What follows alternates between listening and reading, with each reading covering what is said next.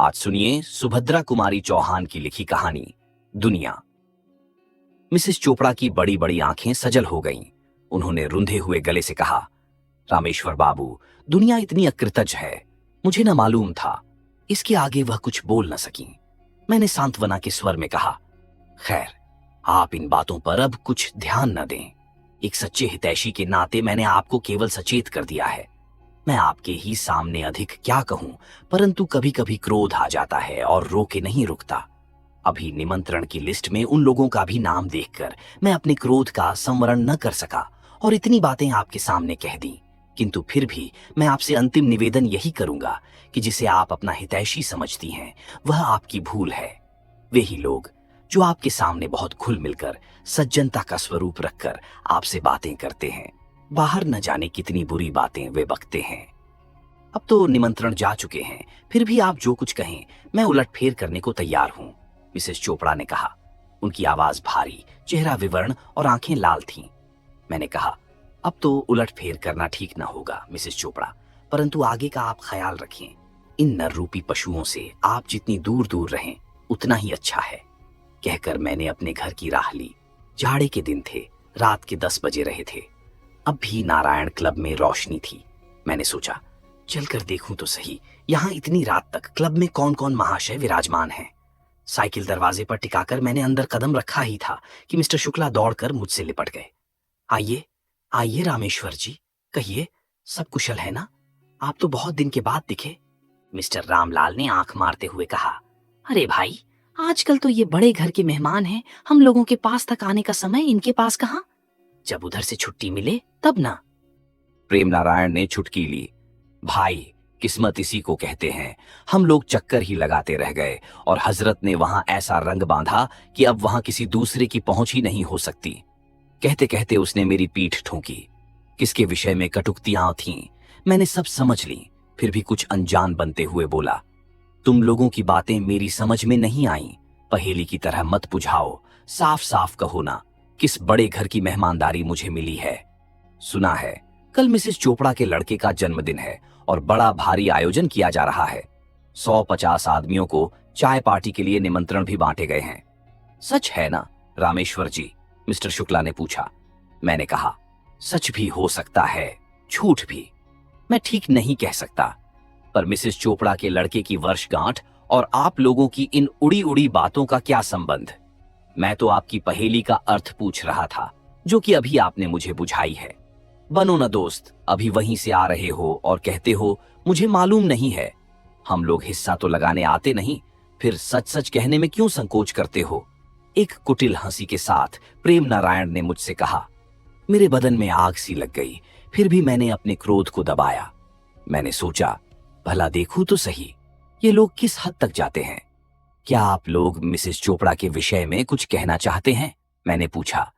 Mister Shukla कुछ गंभीर होकर बोले, हाँ भाई रामेश्वर, हम नहीं चाहते कि तुम भी उस भूल भुलैया में भूले भूले फिरो। मिसेस चोपड़ा को कौन नहीं जानता?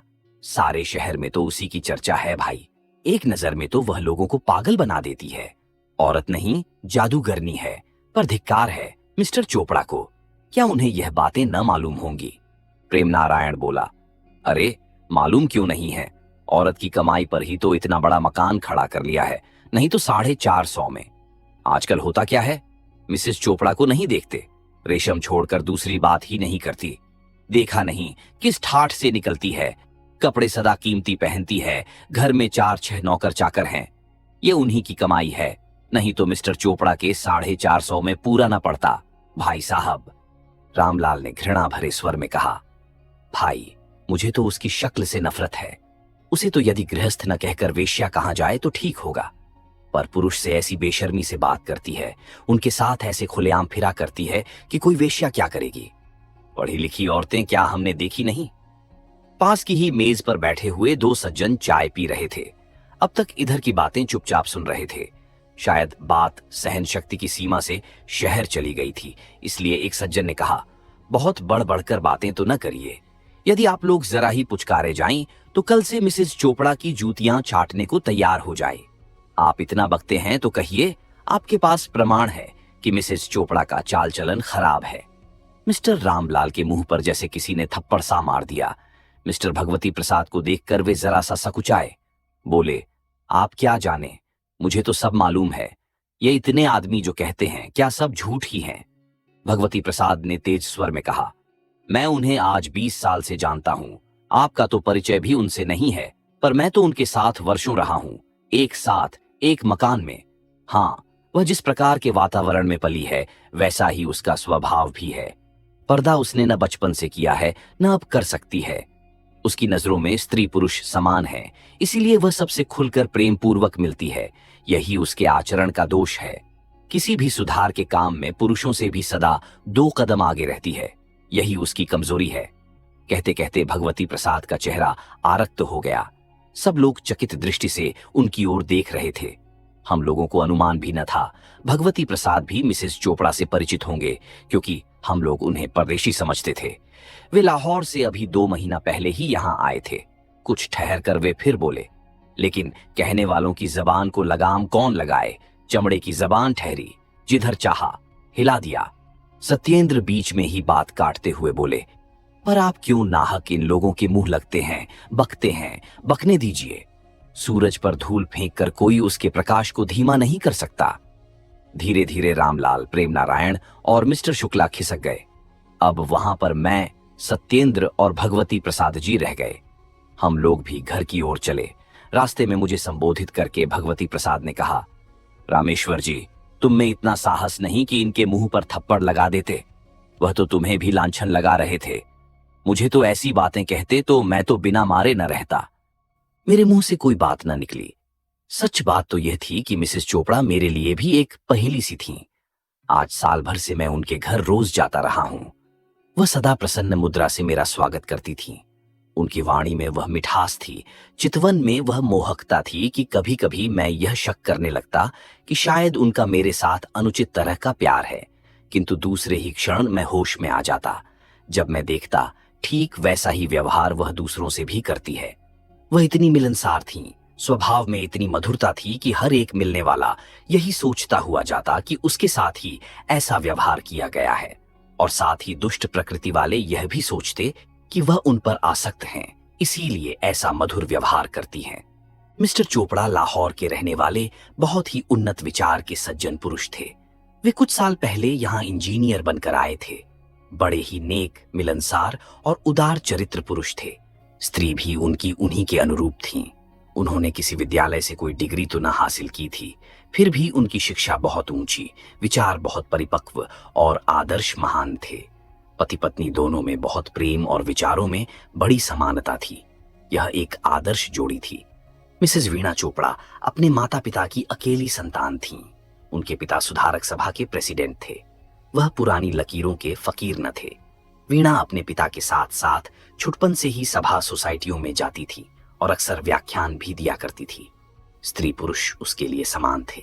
वह पुरुषों से भी उसी प्रकार निसंकोच भाव से मिल सकती थी जैसे स्त्रियों से, लेकिन पिछड़े हुए समाज में वीणा का इस प्रकार निसंकोच भाव से पर पुरुषों से मिलना, अकेली सभा सोसाइटियों में चले जाना, किसी दूसरे व्यक्ति के साथ अकेली वापस आना पाप हो गया। पहले तो लोग कुछ अधिक न कह सकते थे, किंतु इधर जब से अछूतोद्धारिणी सभा का निर्वाचन हुआ और शहर में इतने महानुभावों के रहते हुए भी अछूतोद्धारिणी सभा की अध्यक्षा वीणा देवी चुनी गईं, और इस सिलसिले में उन्हें बहुत से व्यक्तियों से मिलना जुलना पड़ा, बहुत जगह आना जाना पड़ा। कई ऐसे व्यक्तियों से भी संसर्ग रखना पड़ा जिनसे शायद वीणा कभी मिलना भी न चाहती, तो उन लोगों को खुलेआम बकने का मौका मिला। जिन्हें वीणा की चाल ढाल न पसंद थी, उन्हें वीणा को दिया हुआ सम्मान फूटी आंख न सुहाता था। 1, 2, 3, 4 नहीं, वीणा के साथ जिसने भी सहानुभूति प्रदर्शित की, जिस किसी ने उसके साथ घंटे आध घंटे बात की, वह वीणा का प्रेमी हो गया। दूसरे दिन मिसेस चोपड़ा के यहाँ वर्षगांठ का समारोह था। 4 बजे कुछ स्त्री पुरुषों का सम्मिलित भोज था।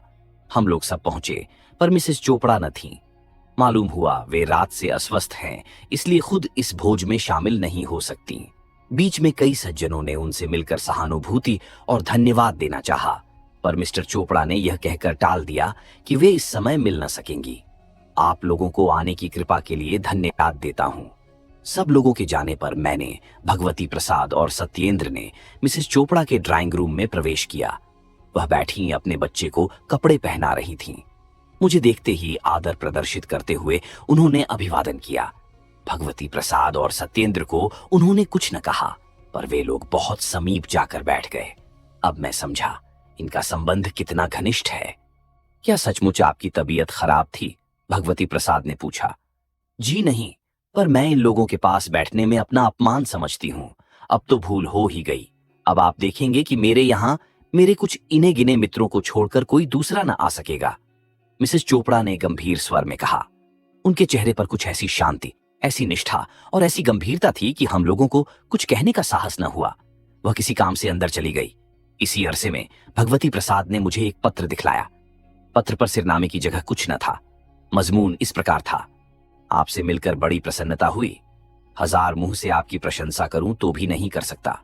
मैं आज आपसे आपके प्रणय की भीख मांगता हूं। आप तो दाता हैं, आपकी दानशीलता प्रसिद्धि पा चुकी है। क्या मुझ भिखारी को भी संतुष्ट करेंगी? यदि आपने कृपा न की तो मैं बेमौत मर जाऊंगा। अनुचर। नाम किसी का न था। नीचे जो उत्तर भेजा गया था उसकी प्रतिलिपि थी। मैंने स्वप्न में भी न सोचा था कि आप मनुष्य के रूप में राक्षस हैं। अपने मित्र की स्त्री के प्रति ऐसी कुभावना रखने के बजाय आपको तो चुल्लू भर पानी में डूब मरना चाहिए था। कृपा करके अब आप मेरे यहां कभी तशरीफ न लाइए। पत्र पढ़कर मैंने विस्फारित नेत्रों से भगवती प्रसाद की ओर देखा। उन्होंने पूछा, पहचानते हो ना, ये किसकी हस्तलिपि है? हाँ हाँ, अच्छी तरह, मैंने कहा। तो फिर ऐसा चुका खाकर वह उसके खिलाफ न बकेंगे तो और क्या करेंगे? भगवती प्रसाद ने कहा।